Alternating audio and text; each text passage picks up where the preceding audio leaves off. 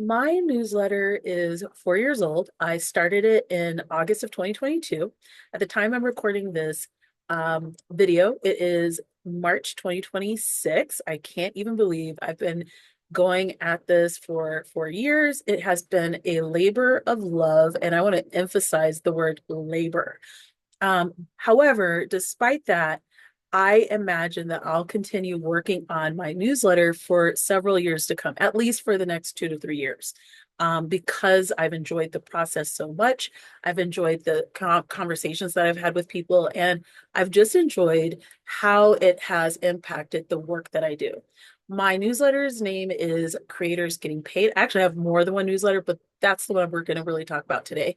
Um, so my newsletter is called Creators Getting Paid, and I am focused on helping mission-led, empathy-driven, kind creators build their lists and communities through list building and collaboration, primarily collaboration. How I do this is I have a small membership called the Creator Income Collective. And in that membership, there's a tool, a resource that we're building out called Subscribed. And basically, you're able to collaborate with the other creators if they say yes and if it's a good fit, to get in front of their audiences. I never would have thought of that membership if I hadn't started my newsletter, because I never would have known that my community was needing something else, that it was evolving, that like the project was evolving into a community. So today I want to talk about the question, the premise of the video, which is, should you start a newsletter in 2026? And while my answer is yes, there's some things to consider. So first and foremost, the newsletter, a newsletter is just a branded communication. That's how I perceive it. Um, I don't even think in 2026, given the tools that we use these days, that a newsletter has to be all written work. It could be images, it could be audio, it could be video, it could be written, it could be a mix of all those things.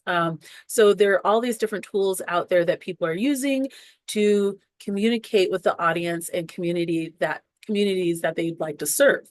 Again, it doesn't have to be written, even though for me, I love to write, so it's not an issue, but I like to have my newsletters have different mediums within each one.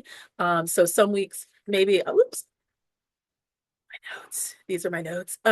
Some weeks, maybe I will have video. Some weeks, maybe I'll backlink to audio. It just kind of depends on what we're discussing in the newsletter. So what I've done is I've written like a list of things to think about, like why a newsletter would be a great thing to add, and then some things to consider. So again, I have Creators Getting Paid, but I also have a new newsletter that I'm growing for a project that is a little thing that I've been working on for years, just quietly behind the scenes. That project is called Square State Colorado. The newsletter has a different name, which might be insane, but whatever. The newsletter's name is Cowtown Denver, and it's all about Denver, Colorado, because that's where I live.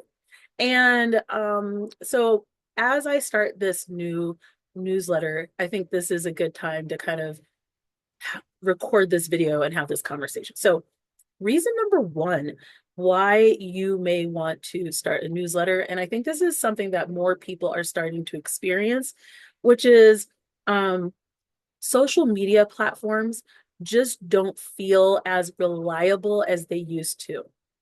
So almost on a weekly basis now, I'm noticing creators, often creators of color, or creators who are building out content around a topic that perhaps the ownership of a platform dislikes or doesn't want to have on their platform for whatever reason.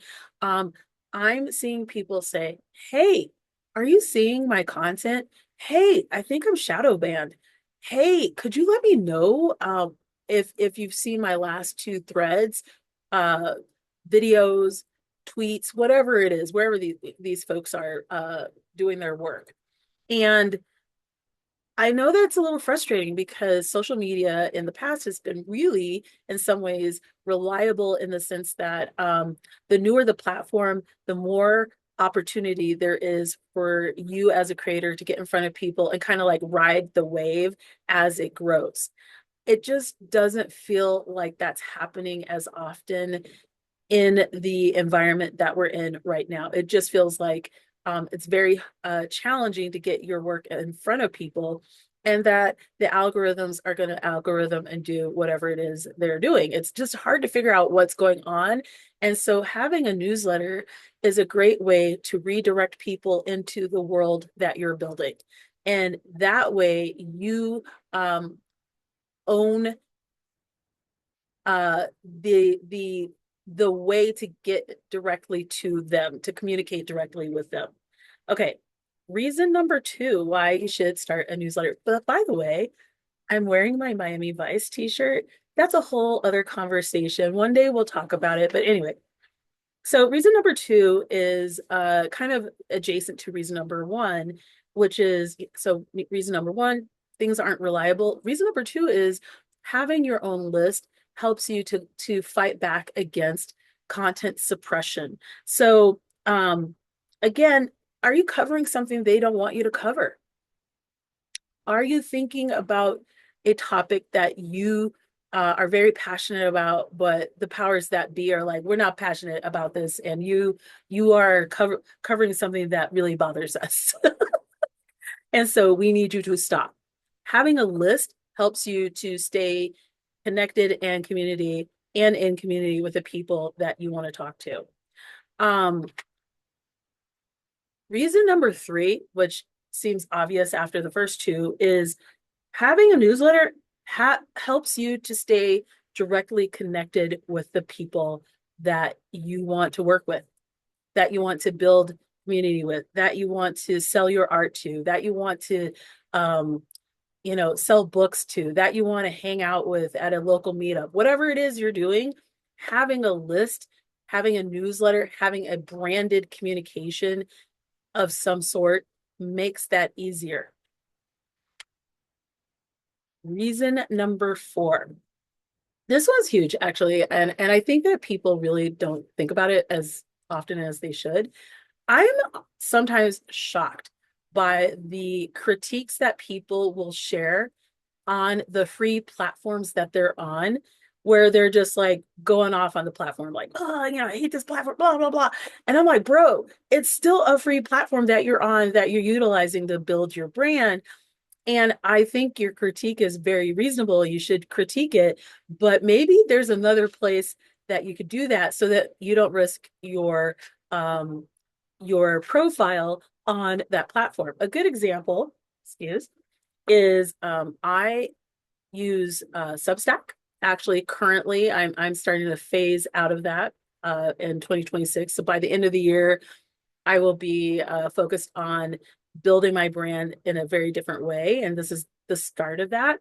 But I actively use Substack, and I just don't know that it makes that I feel free enough to share all the critiques that I want to share on Substack, literally on the platform when I'm still actively using it. So I like to share my critiques on my website that I do have, because then I feel a lot more like just a lot freer to say the things I want to say.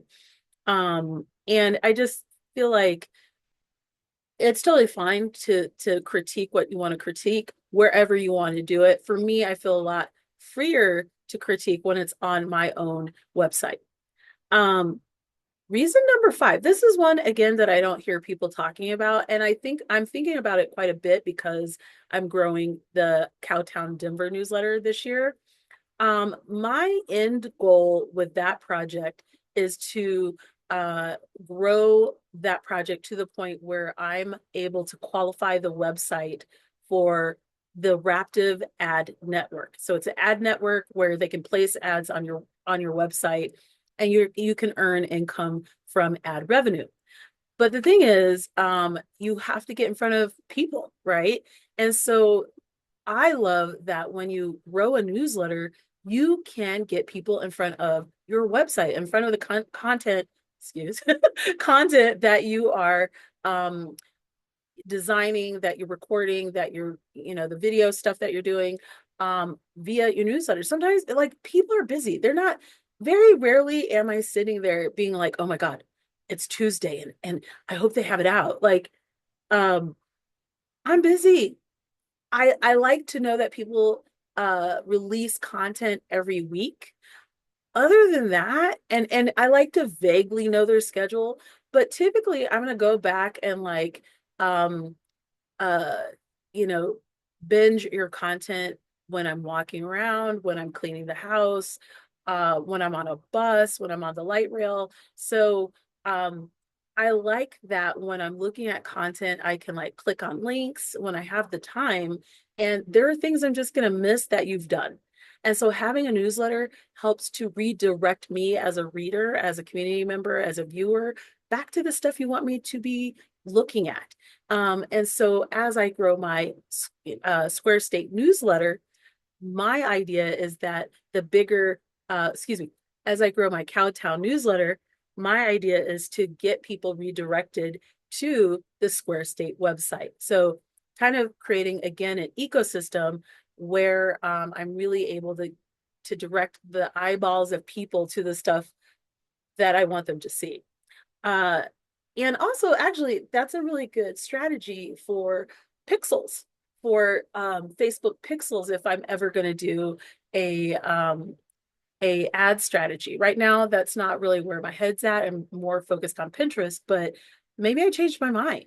And that kind of content strategy will make it easier for me to get in front of people that I want to get in front of. So before you get started with your newsletter, there are some things I do want you to consider. And the question I want you to ask yourself, because these things take work and time, the question becomes, what's in it for the audience member? Not what's in it for you. What's in it for them? Why would they want to say yes to the newsletter that you are thinking about putting out in the world? Right? So with my creators getting paid newsletter, I'm highlighting all these creators that they may not that the readers, excuse me, stuttering a lot today. um, I'm highlighting creators that they may not be aware of. I'm sharing monetization ideas that they may not have considered. I'm sharing monetization ideas that are being implemented by creators that they may not have even imagined would be doing these things. So they see themselves in in the face of the creator. So I'm really thinking about like if I were subscribed to my newsletter, like why would I stay? Why would I be inspired to say yes to it? Like what's exciting to me? It's the same thing. Why on earth is someone going to say yes to the newsletter that you are putting out there? So kind of, spend some time thinking about that. I don't want you to spend 1,000 years, but I want you to spend some time kind of reflecting on um, does this make sense, or is this an ego play? Is this going to be useful? If you are someone who's painting or doing art of some type, these folks might want to purchase your art because you are creating art in a certain like genre of art that they're really passionate about. Maybe they want to see the behind the scenes of how you are um, dreaming up the creative works that you're putting out there. So you just, again, sit down, journal, um, do a voice message, whatever it is that you do that's creative to help you get in the minds of the people you serve.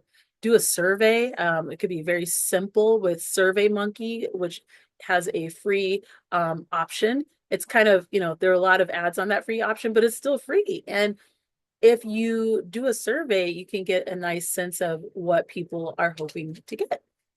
Um, I do want to say, I want you to avoid talking yourself out of creating a newsletter because you hate receiving emails. Please don't do that. And I'm going to tell you why. Every large, actually, the majority of bricks and mortar businesses that both yourself and myself interact with on a daily basis, they have lists, they have newsletters, they have, information. They have actively, slowly but surely collected data, information, talking points, areas of interest from their consumers, their customers, the community members, contributors, however they want to frame who these people are that they are working with. Likewise, many of the software as a service product, SaaS products that we use these days in order to record this podcast episode or this video. This isn't a podcast, but this video. These companies have lists.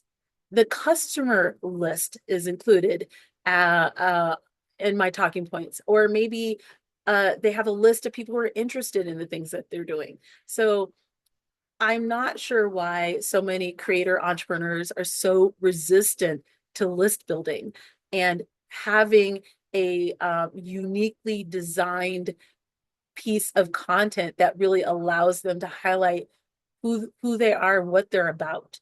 And having a newsletter is a great way to do that. Again, don't talk yourself out of it if you're really thinking very you're really thinking this is the thing I should do. I'm going to give an example of why this is important. Bath and Body Works. We are all familiar with that company and their candles and their different scented items, body washes, etc.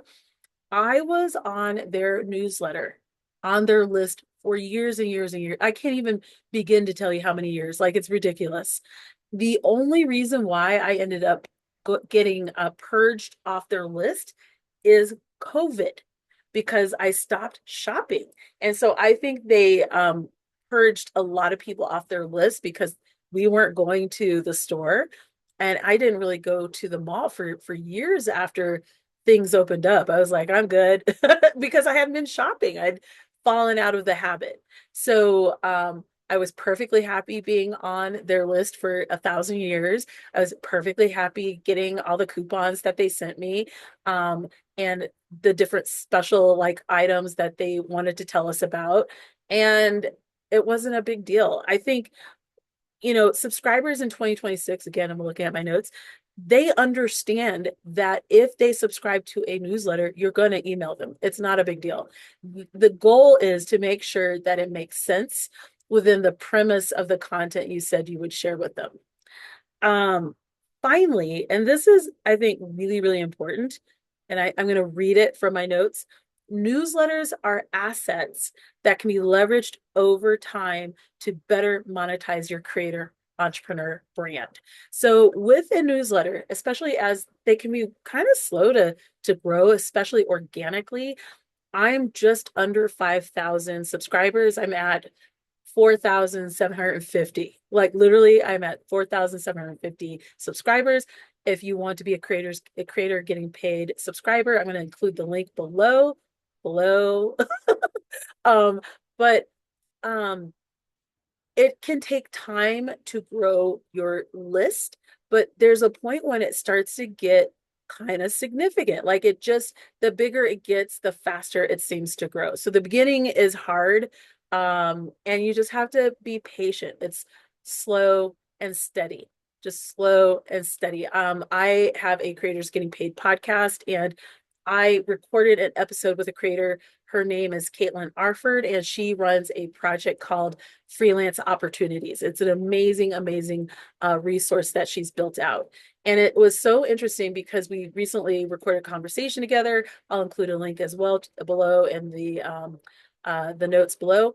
And one of the things she talked about was like how she imagines the work that she's doing. She's building a media brand versus like doing this quick thing. Like, she understands that she's in it for the long haul. And so it's kind of changed her expectations around growth. She's competitive with herself, and she wants to grow things so that it's really large and sustainable, and she's making money with her newsletter. But the time frame that she's thinking about has been adjusted because she's building something bigger than just a newsletter. So with the newsletter, if you are working with with sponsors, if you're doing affiliate marketing, if you are maybe an actor or an actress and you're looking to be on a show, these types of assets can help you negotiate those experiences, relationships, and get in front of people in a completely different way. And you can make a lot more money, especially if you have a list that is responsive in the way and the metrics that a partner is looking for. So we're not going to talk about all that today. I feel like that's enough because I actually have to do a live stream on Substack. So again, my name is Michelle Jackson. I feel like I didn't say that at the beginning of the video. I run a project called Creators Getting Paid. You can go to creatorsgettingpaid.com/newsletter to check that out. If you're like, I'm a little more intrigued by Square State, Colorado, you can check out the website, which is squarestateco.com, or you can sign up for the newsletter, which is Cowtown, no, actually, which is squarestate.com/newsletter. So thank you for listening. I'm curious to see if you will start a newsletter this year. And if you do, feel free to share it. Have a good day.